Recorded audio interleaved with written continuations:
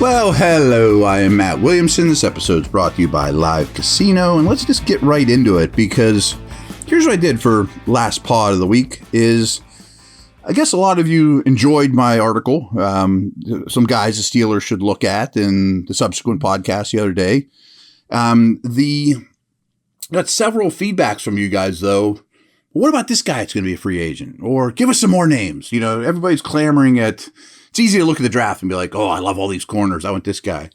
But free agency is the same way. So what I did was kind of cheated. I took Pro Football Focus's top 100 free agents, and I picked out some more, and just figured we'd go through them. So if Sutton leaves, I think you got to not only draft a corner really high, but still go get an outside corner as well.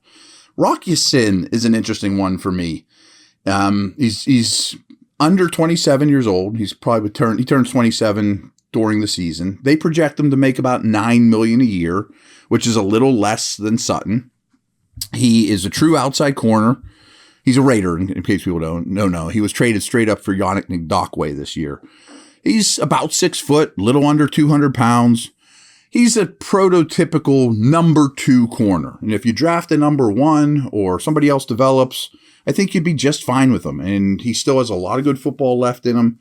Rock Ya-Sin would be a nice fallback option for me. Takes the ball away a fair amount.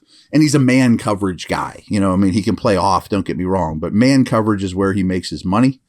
Another guy I like coming out of school, similar in that he's another corner. Again, I'd rather have Sutton than these guys. But if that doesn't work out, Byron Murphy is only 25 years old. He's starting to play better and better after kind of struggling early in his career with the Cardinals. They think he's going to be around that $9 million a year too. He has more slot capabilities, so he's more the Sutton type. He's an outside, inside guy. I think he's a little more zone-ish than I would prefer, but you know, I mean, he's still a quality player, and I think his best football is ahead of him. A D lineman I picked out is David Onyemata from the Saints. A little over 30 years old. They think he'll get about $7.5 million a year. I think that's cheaper than Ogunjobi, you know, but maybe you draft one and it's on Onyemata, or maybe you pay. I mean, maybe he's the best you can do, and I think I could live with him. Quality player, very effective pass rusher, interior guy. Not in crazy sack numbers, but pretty consistently gets pressure and pressures. Over the last 3 years, he's been quite good, and he's an upfield dude, but he's also pretty stout. He's not just a designated pass rush type. Safety's interesting to me in that I'd like to bring back KZ and Edmonds and be done. But it's not a bad safety draft, and who knows, maybe they're not going to be, easy guys to keep. Julian Love isn't even 25 years old yet from the Giants, and they're projecting him to get between 7 and 8 million. Really diverse skill set, and he's a ball hawk. He was, play in the slot. He can play off the ball. Good tackler, productive. His best football is well ahead of him, and I might rather have Love as kind of an interchangeable dude with Minka, that one can go play single high, the other one sneaks down the slot. A little less predictability because he's kind of a Miller Lite version of Minka. A name a couple of you guys brought up to me too is Sheldon Rankins, and he almost made my list. So let's talk about him a little bit. Jets, formerly the Saints, former first-round pick. If you noticed in that article, I had a lot of former first-round picks that have a lot of ability. He'll be 29 when the season starts. Really started this season really well for the Jets. And then he was injured and was never quite the same after that. But to start the year was like, wow, this is the guy I envisioned, and, more of an upfield penetrator type guy. But that works well. I mean, on passing downs next to Cam, wouldn't really be a nose or an end. I mean, he's more of a 4-3 D tackle, but folks, that doesn't matter that much anymore for the Steelers. So scheme fit wise is not perfect, but I really don't have any qualms with it. So I got a bunch of other names here. We'll hit them on the way back.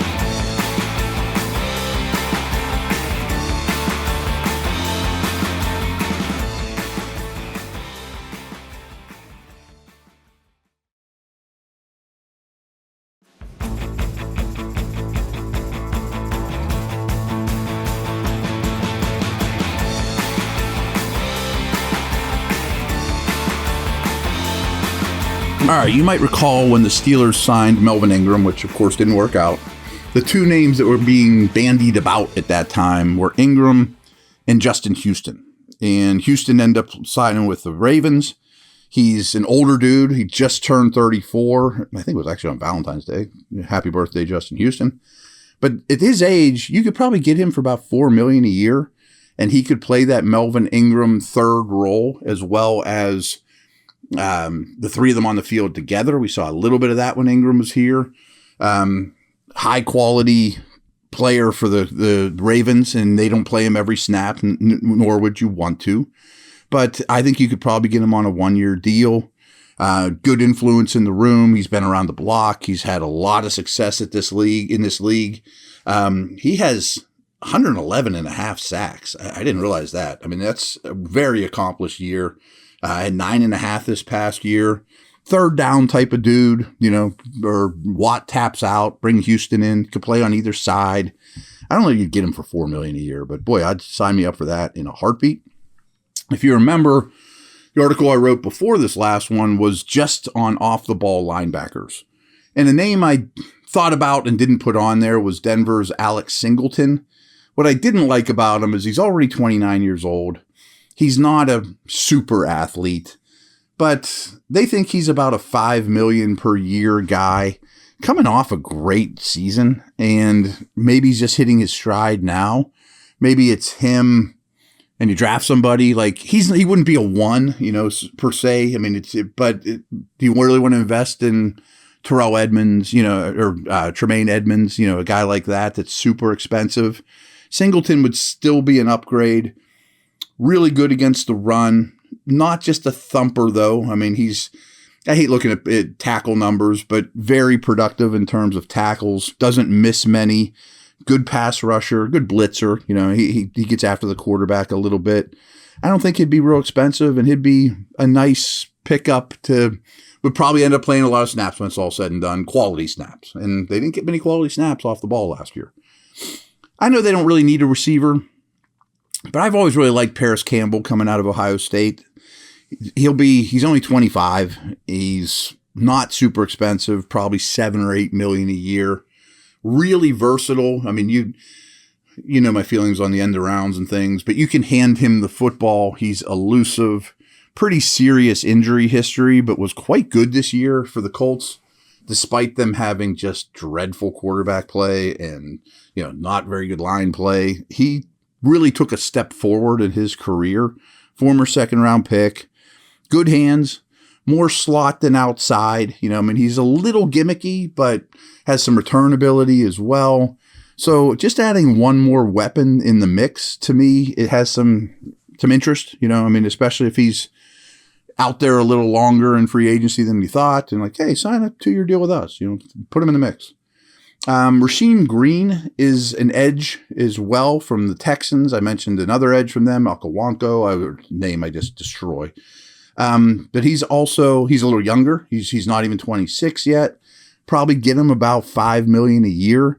Again, people don't know who these guys are because they're pass rushers for the Texans, and the Texans are never on TV and rarely get a chance to pin their ears back and rush the passer. But he can bounce inside. He's a little more physical, has some real thickness to him. I don't want to compare him to Bud Dupree, but he's a power edge more so than what the Steelers have now. Stacks the run well. He'd be a nice third guy for sure. I don't know if teams are going to look at him as a true starter off the edge, but he's a pretty impressive guy.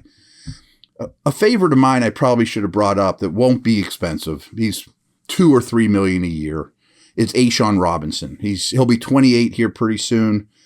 He's not the old school nose, but he's much more nose-ish than he is Cam Hayward to-it-ish. He is really hard to move. He played next to Aaron Donald, ate up blocks that helped Donald. It certainly helped that Donald was next to him, of course. It's not like they're ignoring Aaron Donald, but very different than Donald. I mean, I remember when this dude came out of Bama, I looked at him and he looks like a 35-year-old man. I mean, just the way he was built and his face, and he has an old man game to him. I mean, he knows the tricks of the trade. Those guys last forever. Again, you think you can get him a good bargain, better than Tyson Alualu. certainly this past year, no doubt. So interesting dude there is Ashawn Robinson. He's played at high levels pretty much his whole career, but doesn't have a high ceiling. Bama, Rams, has won a lot of championships. Marcus Epps, speaking of championships, was just in the Super Bowl. Off the ball safety, 27 years old, probably in the same range, maybe a little more expensive than KZ and Edmonds. I'd probably just as soon keep those two. But he was a good compliment to Chauncey Gardner-Johnson, who I don't know if his attitude's the right attitude for the Steelers. That's why I didn't mention him. But Epps isn't a well-known dude, but played a ton of snaps this year. Good versus the run. Fine in coverage, but more of a run stuffer safety. He's more Edmonds than he is off the ball guy. And he's not a real thumper, but he can handle cover 2 for sure. Yeah, he's just ascending, and I don't think because he's not a brand name guy, people know much about him. That's why I wanted to kind of talk about him a little bit. Another guy I think is interesting. Again, he's a Falcon edge rusher, so not a lot of opportunities to rush the passer. Lorenzo Carter, he's probably about making $6 million or so a year. Giants drafted him pretty high, 3rd-round pick from what I remember. Very athletic. And sometimes those guys just kind of take a while, and this past year was by far his best career. He kind of was a fish out of water coming to the league, and Giants let him go. Got more opportunity in Atlanta, which wasn't a particularly good defense, obviously. Played over 900 snaps. He'd be the 3rd guy here. But I think if you can get a talented player whose career looks like it's going forward at a pretty good rate as your 3rd edge guy, I'm interested. So Lorenzo Carter is my last name there. So over and out. Everyone have a great weekend. I will talk to you later.